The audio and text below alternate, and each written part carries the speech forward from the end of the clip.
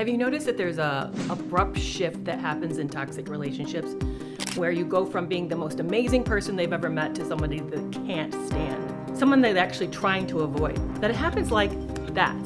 In this video, I'm going to explain why this thing happens, this shift happens, and what to do if it's happening to you.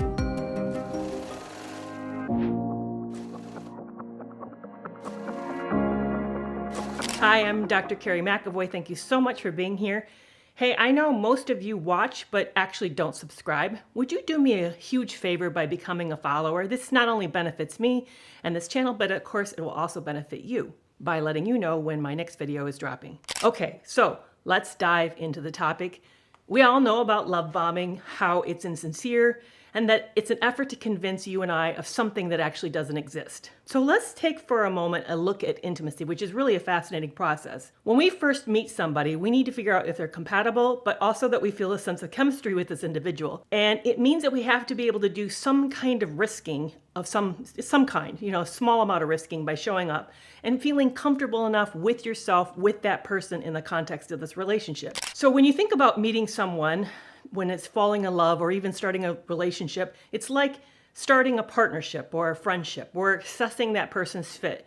And if they're at the same place, and at the same time, we're also trying to make a sale because we want them to choose us. If you think about it, we're saying, please like me, please choose me. So we're putting our best foot forward so that they will select us.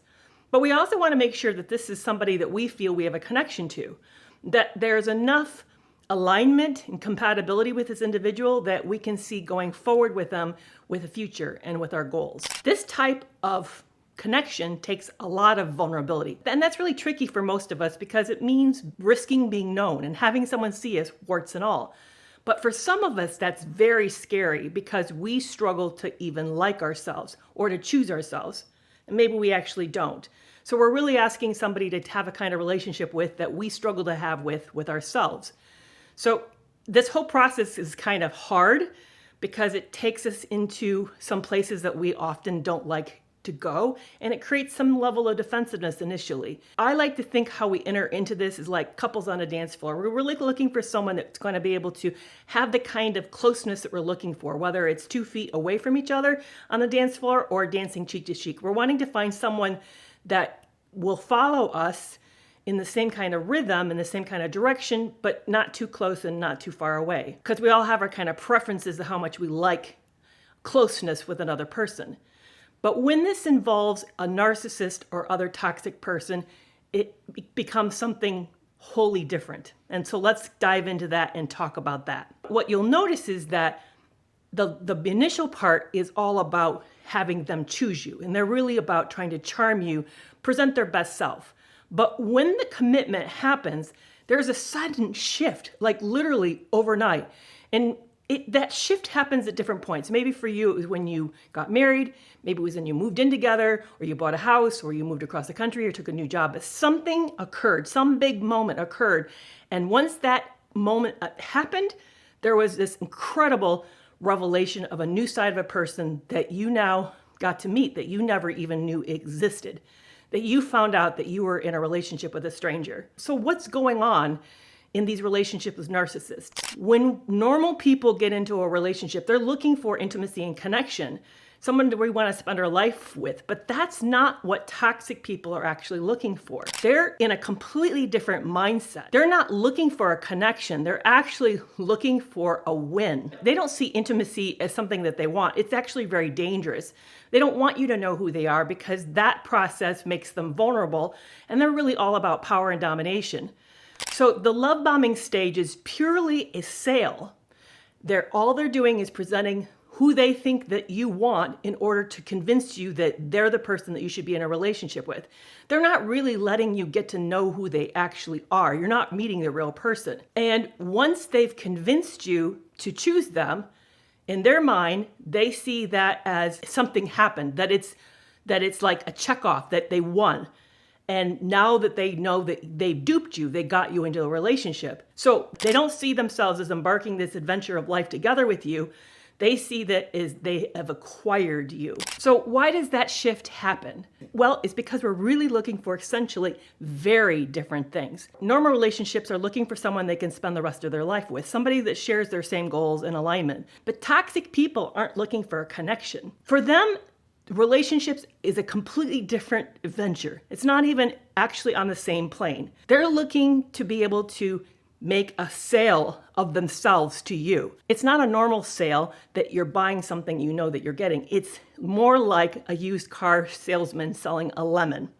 They're trying to convince you to buy something that actually doesn't exist. So imagine that you meet this high-pressured, sleazy salesman, and they have a car they know is flawed, like a Pinto, one of the ones way back in the day that used to explode. And they want to convince you to buy that. So the initial stage of the relationship, that love bombing stage, is where we're being pitched fervently of something that isn't what we think it is. And they want to convince you to choose it. And to them, it's all about putting on the best front and giving you this amazing experience so that you really want whatever it is that they're selling. You want them. But once the sale happens, once they've convinced you to buy a lemon, think of how that salesman feels. They feel contempt for you. Now this sense of idealization of you being the perfect person plummets into devaluation because you're a loser for buying what they've sold. You accepted the deception.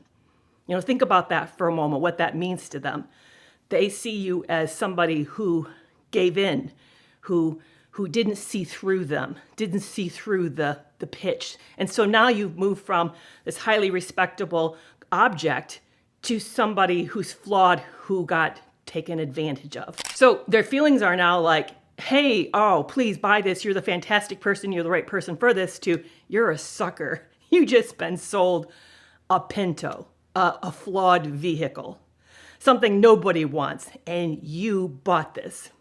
That's why you see that rapid shift, literally, that's like a light switch that flips on. That moment comes as a shock for those of us who are on a completely different trajectory. We think that we're embarking on this great adventure of having a life together with someone we've fallen in love.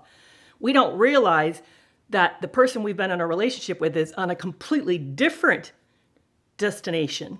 We were never on the same journey with each other ever, which is why we struggle so hard when we discover this, is because we keep thinking we're on this path of joining our lives. We don't accept or realize that they were never on this journey from the beginning. Is this something that has happened to you or is happening to you now? Here's some pieces of advice. First, trust your gut. If something feels off, it probably is.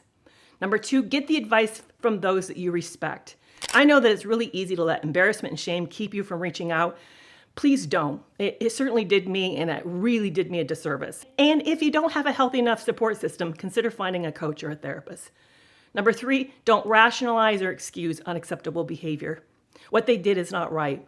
Don't try to understand it as trauma, or because they've had a bad life, or because they have rotten parents, or because they don't know better. No, they knew what they were doing. Number 4, get informed about manipulative behaviors. Understand what this is about, how people like this think, so that you can recognize it better and faster. And number 5, don't isolate yourself. They're going to want you to not reach out and not talk to anybody else. They're going to say, let's keep it between us.